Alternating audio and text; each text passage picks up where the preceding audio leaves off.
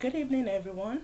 My name is Yejide Aina, and this is my interpersonal communication project for HSCO 508 at Liberty University Online. Let me start by describing myself a little. I was raised in a Christian middle family along with five brothers in Nigeria. My parents raised us to work hard, respect, and value other people, and always have positive attitude. I studied urban and regional planning at the university and ended up in the classroom as a teacher. After some years, I moved and started working with people living with disability. Next slide. I have family values. I am from Africa. I am the fifth child out of six children. I am happily married. I've been married for 15 years now. I am a friend and loyal person on individual basis. I am a mother of two children. I am open-minded. I am a believer. I am dependable and trusting. I am a patient person, and I do not like to be the center of attention. Next slide. Definition of interpersonal communication. According to Stewart, interpersonal communication is an exchange of information that plays an important role in enlarging a conversation and bridging the gap between a person's inner world and the outer world.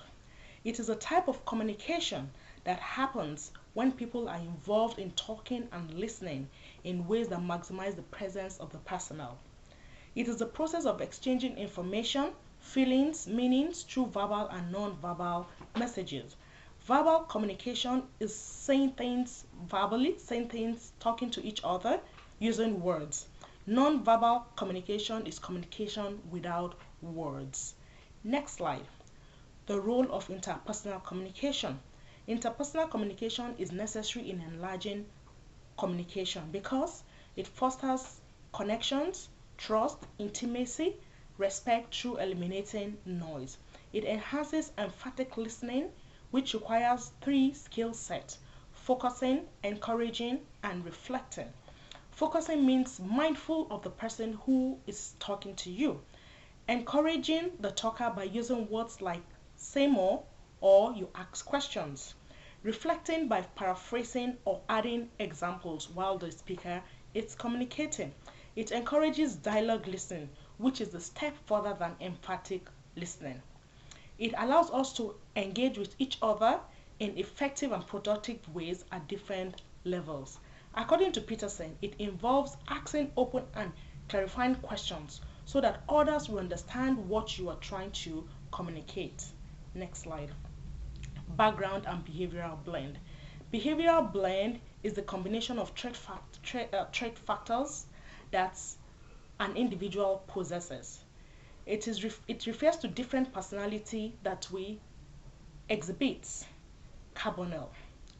It is measured on the four temperaments model of human behavior called the DISC model of human behavior.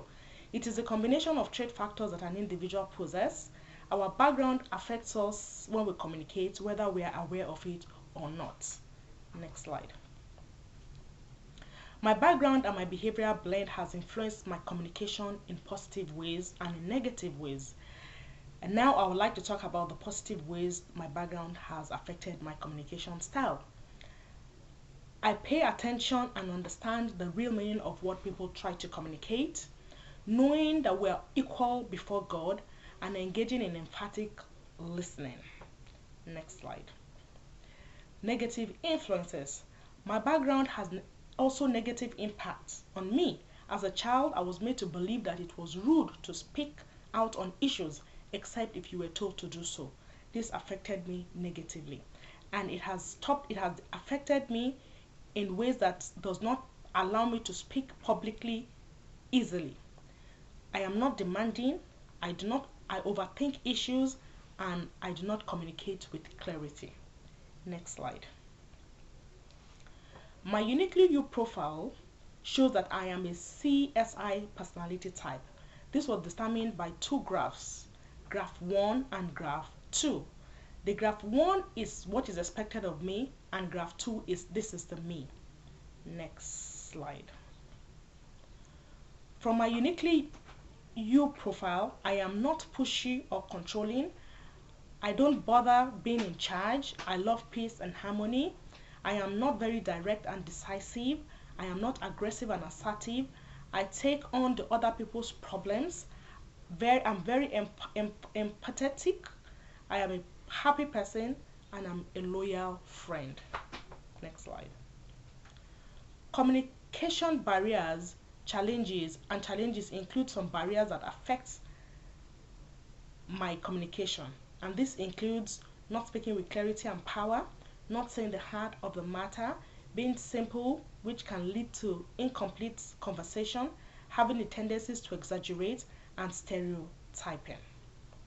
The solution and strategies I have discovered are knowing that I am entitled to an opinion, knowing that we are the same before God, speaking with clarity and power, making my conversation complete, using the talker listener card, which gives each person an opportunity to speak.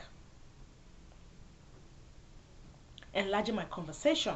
Enlarging conversation requires taking steps out of the box, out of our comfort zone, and trying something new, changing our ways of thinking and feeling. According to stewards, our conversation determines our relationship. How am I going to enlarge my conversation?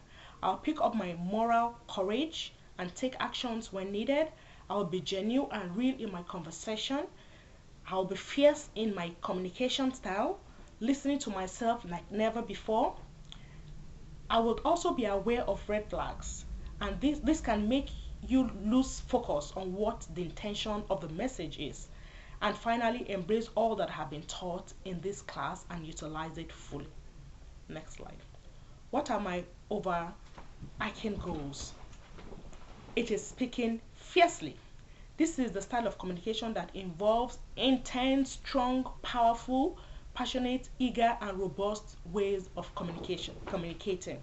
Fierce communication is not the angry and hostile way of communicating, but it emphasizes the importance of being genuine and authentic when communicating. Next slide. My closing remarks.